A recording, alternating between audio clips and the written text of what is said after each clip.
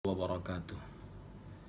Bismillah walhamdulillah wassalatu wassalamu ala rasulillah wa ala alihi wa sahbihi wa man wala. Ahibati hafizakumullah ta'ala, saudara-saudari yang saya cintai karena Allah subhanahu wa ta'ala. Semoga Allah subhanahu wa ta'ala senantiasa selalu menjaga kita. Video ini sengaja saya buat untuk melanjutkan video yang sebelumnya, yaitu video yang berkaitan dengan suami saya sudah mentalak saya belum.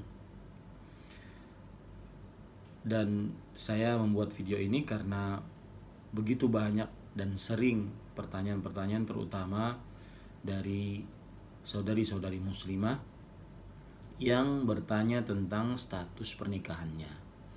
Biasanya pertanyaannya sambil nangis-nangis, "Ustadz, apakah sudah jatuh talak saya? Suami saya mentalak saya lewat telepon. Suami saya mentalak saya lewat SMS. Suami saya mentalak saya dengan ucapan seperti ini. Saya pulangkan kamu ke rumah orang tuamu. Suami saya berkata seperti ini, sudah pisah aja kita." Dan berbagai macam permasalahan. Maka saya pertama kali ingin mengingatkan bahwa pernikahan meskipun dibolehkan dalam agama Islam, akan tetapi dia adalah perbuatan yang tercela, terutama apabila pernikahan tersebut terjadi karena sesuatu yang tidak mesti harusnya terjadi. Artinya pernikahannya senantiasa terlalu dipaksa. Bukankah kita ketahui bahwa salah satu langkah syaitan adalah memerintahkan kepada perbuatan fahsya dan mungkar. Innahu ya'muru bil fahsya wal munkar. Syaitan memerintahkan kepada perbuatan fahsya dan mungkar. Nah, dengan perbuatan fahsya dan mungkar tersebutlah salah satu trik syaitan mengganggu manusia, yaitu dengan memisahkan antara suami istri yang halal berhubungan. Bahkan mereka beribadah saat berhubungan.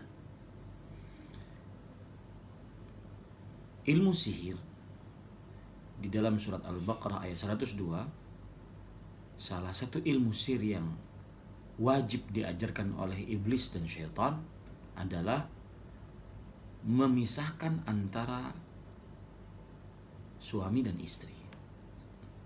Pasukan iblis yang paling dekat kedudukannya dengan iblis dan paling dicintai oleh iblis adalah yaitu pasukan yang bisa memisahkan antara suami dan istrinya. Maka tidak ayal lagi kalau seandainya perceraian adalah salah satu trik iblis agar tersebar perbuatan nista berzinahan. Oleh karena itu saya berpesan bahwa baik suami atau istri menjaga diri tatkala terjadi pertengkaran, perceraian, untuk tidak melakukan opsi atau di dalam benaknya opsi bahwa harus bercerai. Kalau terjadi pertengkaran, perkelahian, ataupun persengketaan, maka jangan sampai dijadikan opsi cerai adalah opsi yang pertama dan utama. Istri jangan sampai menjadikan pemicu sang suami mengeluarkan kata talak atau cerai dari mulutnya. Seperti misalkan sang istri berkata, "Ayo ceraikan aku." Nggak berani juga, laki-laki apa?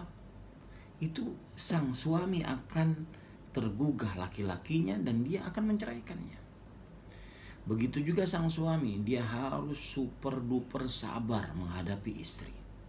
Karena syariat Allah memerintahkan kepada suami secara khusus untuk lebih sabar lebih berdada lapang menghadapi seorang perempuan. Maka itu poin pertama. Adapun jawaban pertanyaan yang sering ditanyakan, maka perlu diperhatikan bahwa lafaz talak itu ada 3 macam. Yang pertama, lafaz yang jelas, yaitu ketika seorang suami berkata kepada istrinya, saya talak kamu, maka ini jatuh talak. Saya talak kamu, maka ini jatuh talak. Ya, ini jatuh talak. Kalau dengan lafaz yang jelas, ini poin pertama. Kalau dengan lafaz yang kiasan ataupun bahasa yang tidak jelas, kiasan misalkan sudah, saya mau pulangkan kamu ke rumah orang tuamu. Ya sudah, kita pisah saja. Ya sudah, sepertinya tidak ada engkau di hatiku lagi, dan macam-macam perkataan-perkataan talak, na'udzubillah. Maka ini jika dia niatkan jatuh talak katanya. Jika dia niatkan jatuh talak. Ya. Yang ketiga adalah lafaz yang tidak jelas, bukan juga sindiran. Maka jumhur ulama mengatakan ini tidak jatuh talak. Dan ini jumhur ulama. Sedangkan mazhab Maliki mengatakan bahwasanya ini jatuh talak jika diniatkan. Ini sudah dapat jawabannya ya. Taib. Sekarang kalau lewat SMS, lewat tulisan, bagaimana? Maka kalau seandainya lewat tulisan sama saja. Sama hukumnya. Asalkan diketahui bahwa itu memang benar-benar SMS tulisan dari suami. Kalau dengan lafaz tulisan yang jelas, saya cerai kamu, saya talak kamu, itu jatuh talak. Kalau seandainya dengan bahasa kiasan, maka jika dengan niat maka jatuh talak. Jika tidak, maka tidak jatuh talak. Kalau dengan tulisan yang tidak jelas, tidak juga kiasan, maka pada saat itu tidak jatuh talak. Semoga keluarga kita senantiasa sakinah, mawaddah dan rahmah. Jangan sampai dijadikan opsi cerai opsi yang pertama dan utama. Karena perceraian adalah sesuatu yang dijadikan oleh iblis untuk menuju sebuah tujuannya, tersebarnya perbuatan nista, zina, dan semisalnya. Wassalamualaikum warahmatullahi wabarakatuh.